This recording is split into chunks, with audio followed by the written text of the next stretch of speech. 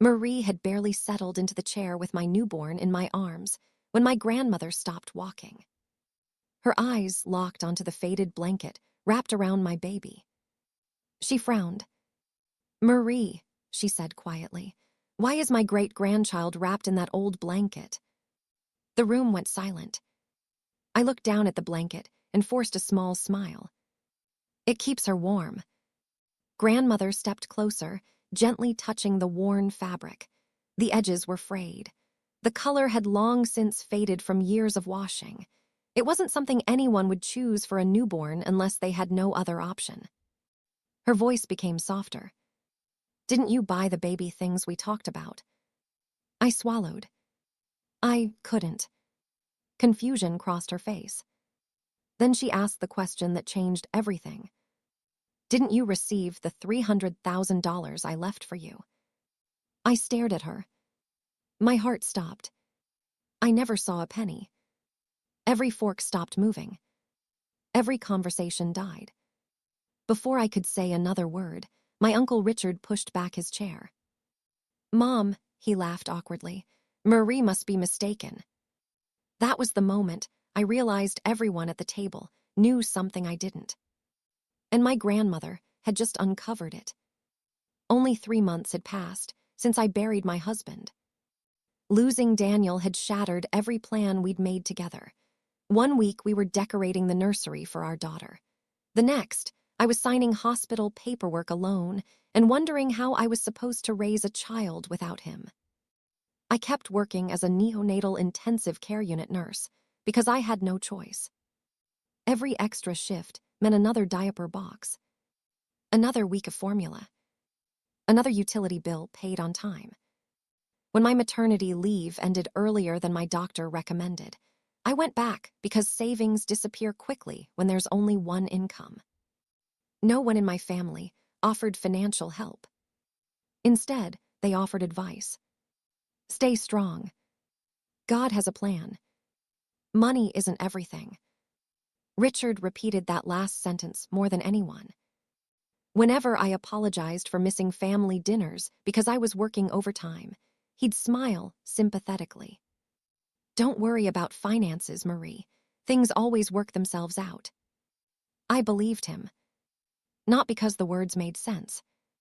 Because he had always handled the complicated family matters.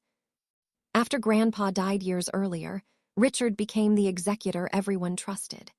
He organized documents, spoke with attorneys, explained legal terms none of us understood, and somehow always seemed to know exactly what Grandma wanted. No one questioned him. Least of all me. Now I was sitting across from the same man, while my grandmother looked at me as though I'd spoken another language. "I left explicit instructions," she whispered. "The money was supposed to reach you after Daniel passed away." Richard interrupted before I could answer. "Mom, let's not discuss estate matters during dinner." "It can wait." Grandmother didn't even look at him. "No." She kept her eyes on me. "When did you receive the transfer?" "I didn't." "When did someone contact you?" "No one ever did." "When did you sign the paperwork?" "I never signed anything." Richard suddenly reached for his water glass so quickly that he nearly knocked it over. "Marie was grieving," he said. "She's probably forgotten some details." Forgotten. I'd forgotten birthdays. I'd forgotten what day of the week it was after Daniel died. But forgetting $300,000. I looked around the table. My mother wouldn't meet my eyes. She suddenly became very interested in rearranging the silverware beside her plate. My cousins exchanged nervous glances. Even the conversations from the children at the other end of the room had stopped. Grandmother slowly stood. She looked from me to Richard, then to my mother. For nearly 20 seconds, she said nothing. It was as though she was studying every face in the room. Richard forced another smile. "Mom, please sit down." Instead, she walked toward the back door. "I'll be right back." No one followed her. Through the kitchen window, I watched her pull her phone from her purse with hands that were suddenly far steadier than mine. She dialed one number, waited, then spoke with a calmness that somehow frightened everyone more than if she'd shouted. "This is Alina Lawson." There was a pause. "I need every estate document regarding my granddaughter Marie Carter." Another pause. "No." Her voice hardened. "I don't want them next week. I want every original document delivered today." She ended the call without another word. When she turned back toward the house, her eyes settled directly on Richard. For the first time in my life, my uncle looked afraid. Grandmother opened the back door, stepped inside, and said in a voice that echoed through the silent dining room, "Someone in this family has been lying to me." No one spoke after my grandmother's words. Richard slowly stood from his chair and forced another smile. "Mom, I think everyone's overwhelmed. Why don't we talk about this another day?" Grandmother didn't even acknowledge him. Instead, she looked at me. "Marie, would you come outside with me?" I nodded, still holding my daughter against my shoulder. We stepped onto the back porch, where the evening air was cool and quiet. Grandmother waited until the door closed behind us. Then she turned toward me. "I need you to tell me everything," she said gently. "Start with the day Daniel died." I blinked. "What does that have to do with the inheritance?" "It has everything to do with it." I took a slow breath. "The hospital called me early that morning. Daniel's accident. It was already too late." She reached over and squeezed my hand. "What happened after the funeral?" I thought back carefully. "Family came over." "Richard." "Yes." "What did he say?" "He told me not to worry about legal paperwork. He said grieving widows shouldn't have to deal with attorneys." Grandmother's expression tightened. "And then?" "He said he'd handle anything involving the family estate." I paused. I thanked him. She closed her eyes for a moment. "What else?" I looked down at my sleeping daughter. Everyone kept telling me the same thing. "Money isn't important right now. Focus on healing. We'll take care of everything." Richard's voice echoed clearly in my memory. "You shouldn't burden yourself with paperwork, Marie. Leave all of that to me." I believed him, I admitted quietly. Grandmother remained silent, letting me continue. "I emptied Daniel's savings, paying hospital bills. I sold his motorcycle. Our second car. The engagement ring he bought before he proposed." My voice cracked. "I even sold the crib we'd picked out together, because I found a used one online." Grandmother covered her mouth. "You sold the crib." "It was practical." I tried to smile. It wasn't like Emma would know the difference. But I did. The words came out before I could stop them. I knew every single day. Grandmother reached over and gently touched the faded blanket wrapped around her great-granddaughter. "I bought this at a church donation center." I laughed softly. "It cost $4. I washed it 3 times because I wanted it to feel new." Grandmother's eyes filled with tears. "You worked all this time." "I went back to the NICU after 8 weeks. My doctor wanted me home longer. But rent doesn't wait. Neither do utility bills. I picked up double shifts, sometimes 16 hours. When daycare closed unexpectedly, I traded shifts with coworkers. I postponed my own follow-up appointments after delivery." She looked horrified. "You skipped medical care." I couldn't justify the copay. The porch fell silent. For several seconds, all Grandmother could hear was the soft breathing of the baby sleeping in my arms. Then she whispered something almost to herself. This was never supposed to happen. Inside the house, the back door opened. Richard stepped outside carrying 2 glasses of iced tea. "There you are." He smiled naturally enough that anyone else might have believed him. I figured everyone could use something cold. Grandmother never accepted the glass he offered. Instead, she asked one simple question. Richard, when exactly was Marie's inheritance transferred? His smile barely moved. I'd have to check the records. You don't remember. It was years ago. Grandmother folded her arms. You were the executor. I managed dozens of documents, Mom. It's impossible to remember every date. She took one step closer. Then tell me which bank handled the transfer. Richard hesitated. It may have been First National. May have been. I'd need to verify. His answers came slower now. Measured. Careful. Almost rehearsed. Grandmother watched him without blinking. Tomorrow morning, she said calmly, I want copies of every estate distribution, every transfer record, every signature, and every receipt connected to Marie's inheritance. Richard nodded too quickly. Of course. I'll bring everything. First thing tomorrow. Good. For a brief moment, no one spoke. Then Richard glanced toward his watch. I actually need to leave. So soon? Grandmother asked. Business call. Can't wait.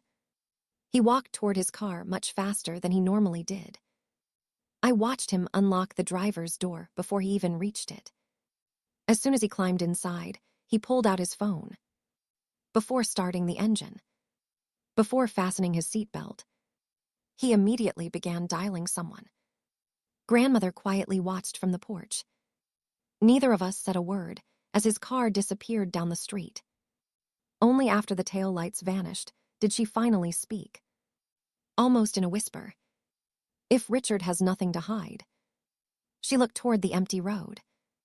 Why is he panicking over paperwork? The lawyers arrived at Grandmother's house at 9 the next morning. There were 3 of them. 2 carried leather briefcases. The third held a sealed document box against his chest. By then, word had already spread through the family. My mother was there. So were 2 of my cousins, Aunt Linda and Richard's wife. No one admitted who had called them. They simply appeared, claiming they wanted to support the family. I sat beside Grandmother, with Emma sleeping in my arms. Richard entered last. He wore a dark suit and carried a thick blue folder. His expression was calm again. Too calm. I brought everything you requested, he announced. Grandmother looked at the folder. Every original document. Everything relevant. One of the attorneys, Mr. Dalton, extended his hand. I'll decide what's relevant. Richard's jaw tightened, but he handed over the folder. Mr. Dalton opened it on the dining table and began arranging the pages by date. The room stayed silent, except for paper sliding across polished wood. Then Richard pointed to a document near the top. There. He looked directly at me. That is Marie's signed acknowledgement confirming receipt of the full $300,000. Every head turned. I stared at the signature. It looked like mine. The shape of the M. The long curve beneath Carter. Even the slight slant at the end. My cousin Rachel let out a breath. So she did receive it. I didn't, I said. Richard leaned back in his chair. The document says otherwise. Aunt Linda frowned at me. Marie, maybe you used it for medical bills and don't want to admit it. My face burned. I would remember receiving $300,000. Richard sighed, as though I were exhausting him. You were grieving.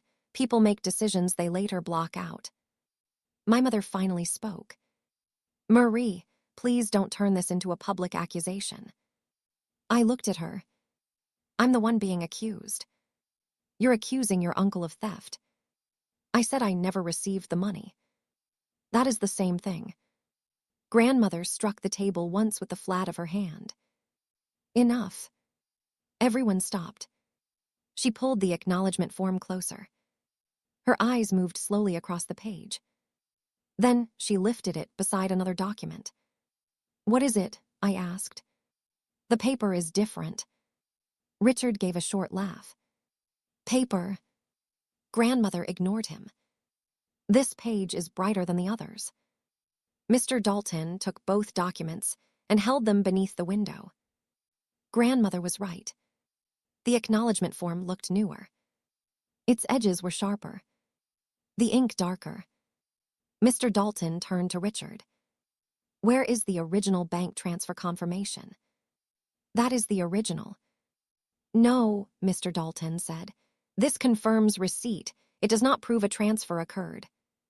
Richard tapped another page. The account number is there.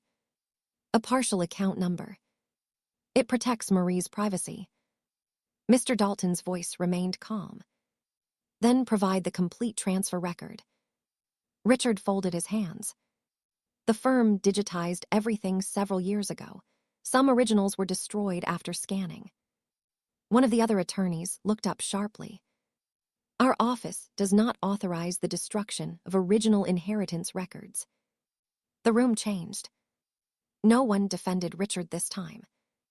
Aunt Linda stopped looking at me. My cousin lowered her eyes. Grandmother's gaze shifted to my mother. Did you know about this? My mother's fingers tightened around her purse. I knew Richard handled the paperwork. That wasn't my question. Mom, please. Did you know Marie never received the money? My mother looked toward Richard. That glance lasted less than a second. But grandmother saw it. So did I. Richard stood. This is becoming insulting. Mr. Dalton remained seated. Sit down. Richard's face hardened. I have served this family for years.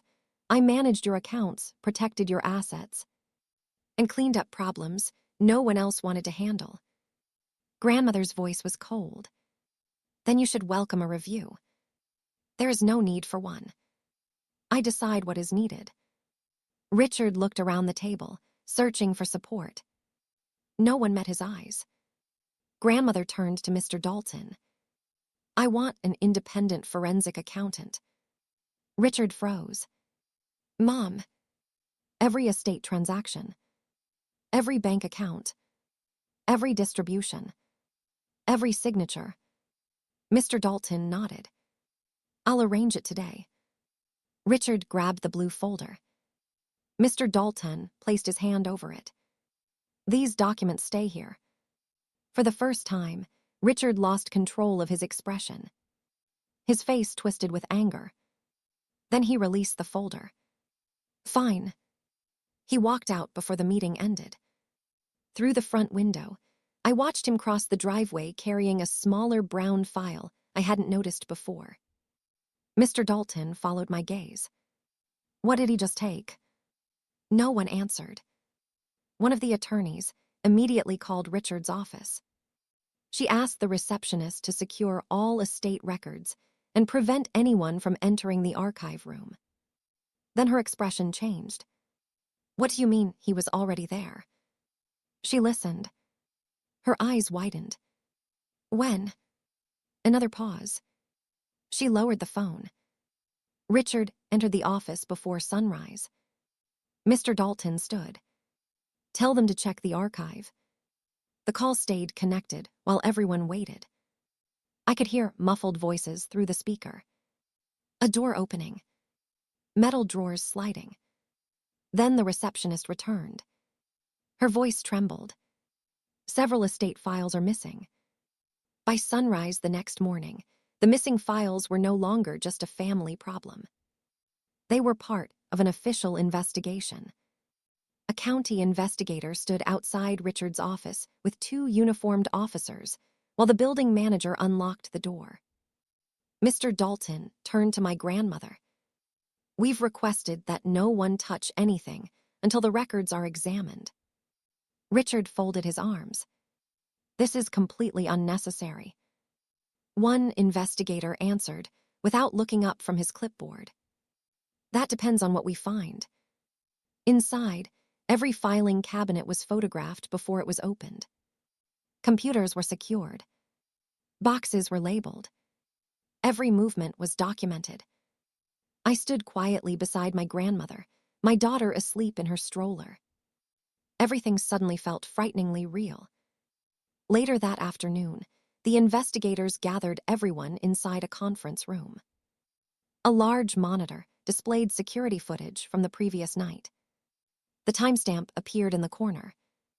11:42 p.m. Asterisk. Richard walked into the estate office carrying a key. No one accompanied him. He disappeared into the archive room. Nearly 40 minutes later, he came back carrying a cardboard records box. Then he left. The room fell silent. Mr. Dalton paused the video. Mr. Lawson. He looked directly at Richard. Can you explain why you entered the archive after business hours? Richard barely hesitated. I was organizing files for today's meeting. At midnight, I couldn't sleep. One investigator wrote something in his notebook. Another asked calmly, and why are several estate files now missing? Richard spread his hands. I have no idea they're missing. They were there when I left. Grandmother slowly shook her head. You've handled my affairs for 15 years. I trusted you. Richard looked at her. And you still should. No one answered him. The investigation moved quickly. Bank subpoenas were approved within days. Every account connected to the estate was frozen for review. Mr. Dalton explained the process to me afterward. They're tracing every dollar that left your grandmother's estate. I frowned. I thought the money would either be in my account or his. He shook his head. Financial fraud is rarely that simple. He pointed to several printed account charts. If someone wanted to hide $300,000, they'd move it through multiple accounts before it reached its final destination. So they can still find it. If there's a trail. He closed the folder. Someone eventually follows it. For the first time since my grandmother asked that life-changing question, I felt something I hadn't allowed myself to feel. Hope. Richard, however, remained remarkably confident. At every meeting, he repeated the same sentence. Everything has a reasonable explanation. Whenever investigators questioned another transfer, there will be documentation. Whenever someone asked about the missing files, they'll turn up. Whenever grandmother asked whether he had anything to confess, I've done nothing wrong. His confidence almost made me wonder whether I had somehow misunderstood everything. Until my mother asked if she could speak to me alone. She found me sitting outside the courthouse while Emma slept beside me. She looked older than she had only a week earlier. Marie. Her voice barely carried. I need to tell you something. I waited. She couldn't meet my eyes. The inheritance. She swallowed. I knew you never received it. I stared at her. You knew. She nodded slowly. Richard told me years ago that you weren't ready for that kind of money. My chest tightened. What do you mean? He said you'd make emotional decisions after Daniel died. He told me he was protecting you. I couldn't believe what I was hearing. You watched me work double shifts. She nodded. You watched me sell Daniel's things. Another nod. You saw your granddaughter wearing second-hand clothes. Tears rolled down her face. I believed Richard when he said he was investing the money. So eventually, you'd have even more. I stood up. And you never once asked why I couldn't afford groceries. She covered her face. I was ashamed. You should have been. She reached toward me. I stepped back. There was nothing left to say. That evening, my grandmother sat alone in her living room, staring at an old photograph of our family. When I arrived, she quietly motioned for me to sit beside her. I raised my children to protect one another. She looked at the picture. Somewhere along the way, her voice cracked. I failed. I reached over and took her hand. No, I said softly. The people who lied failed. She squeezed my hand. I'll spend whatever time I have left making this right. 3 days later, investigators called everyone back together. We've recovered archived banking backups, Mr. Dalton announced. They were stored by a third-party financial institution and couldn't be altered. Richard's expression changed for the first time. Only slightly, but enough. His attorney leaned over and whispered something into his ear. By the end of the meeting, Richard had retained a criminal defense lawyer. Relatives who had defended him only days earlier suddenly stopped returning his calls. No one wanted to stand beside him anymore.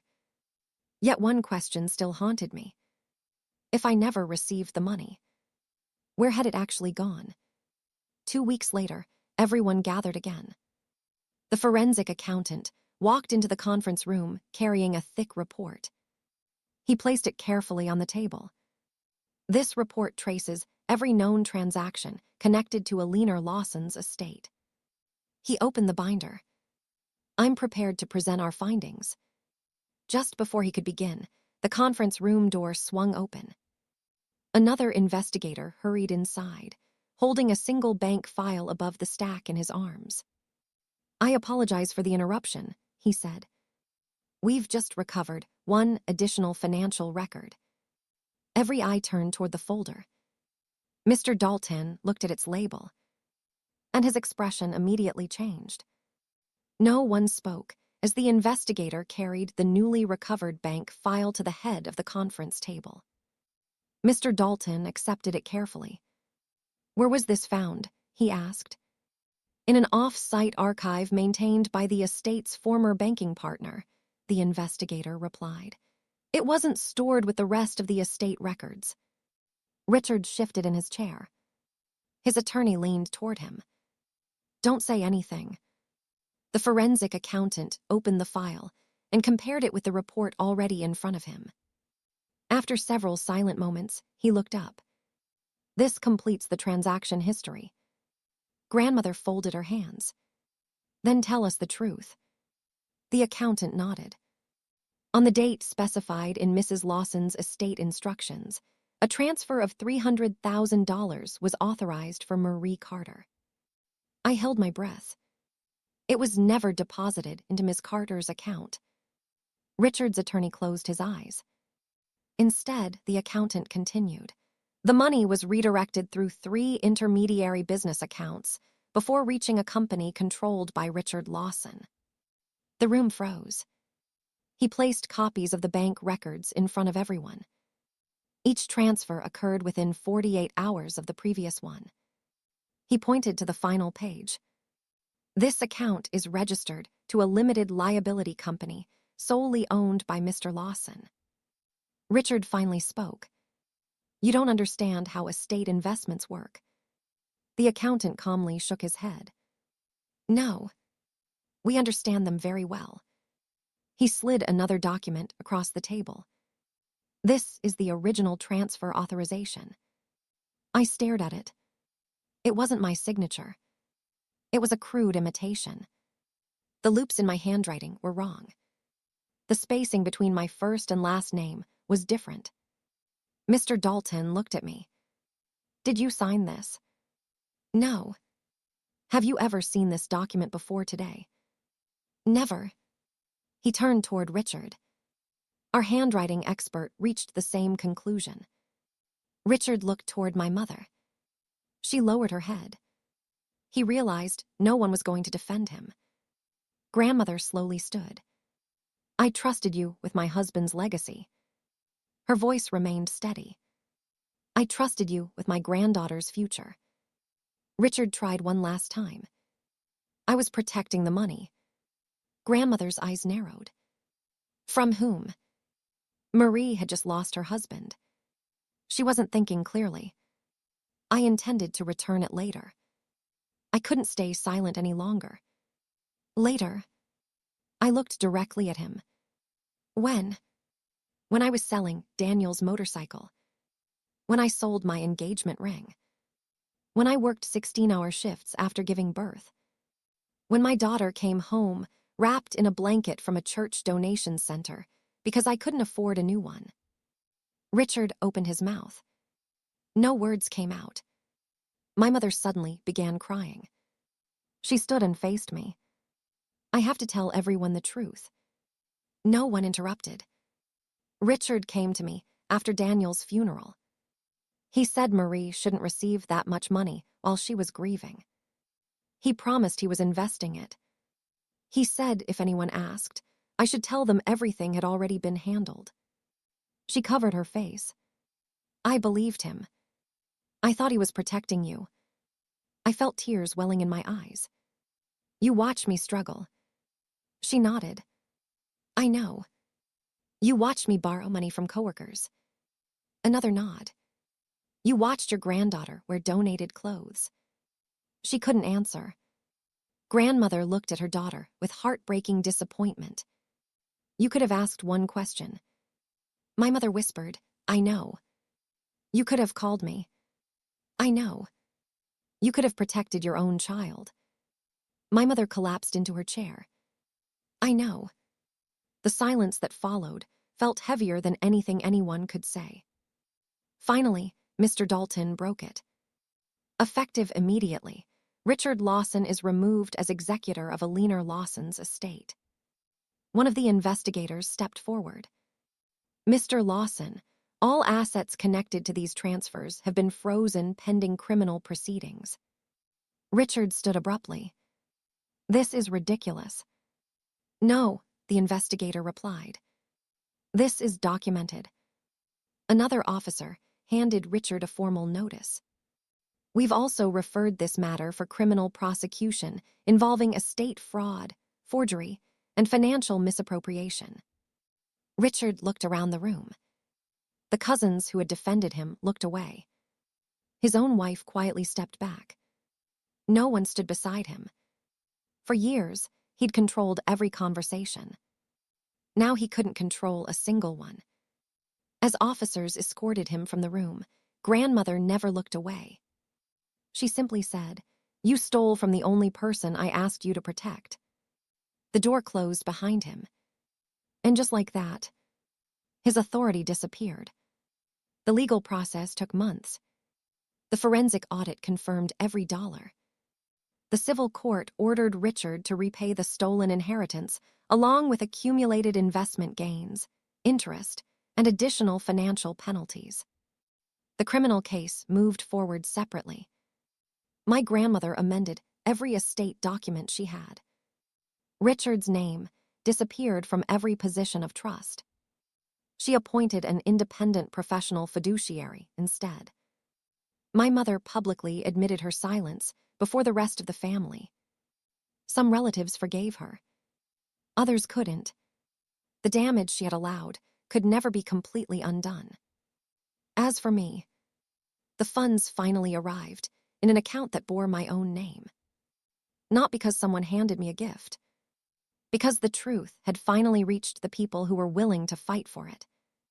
The first thing I did was pay every debt that had followed Daniel's death. Every medical bill, every overdue expense, every borrowed dollar. Then I bought my daughter a safe crib, a reliable car, and a modest home where I would never have to wonder whether tomorrow's paycheck would cover next month's rent. Grandmother visited a few months later. She walked into the nursery, carrying a carefully wrapped package. Inside was a soft, handmade baby blanket. She smiled as she tucked it gently around her great-granddaughter. This, she whispered, is what I wanted for her from the beginning. I looked around the quiet room. There were no arguments, no lies, no fear that someone else controlled my future. Only peace. I hugged my grandmother tightly. You didn't fail me, I said. You came back and made it right. She kissed the baby's forehead. Then she looked at me with a gentle smile. This time, she said softly, what I leave you will never pass through the wrong hands again.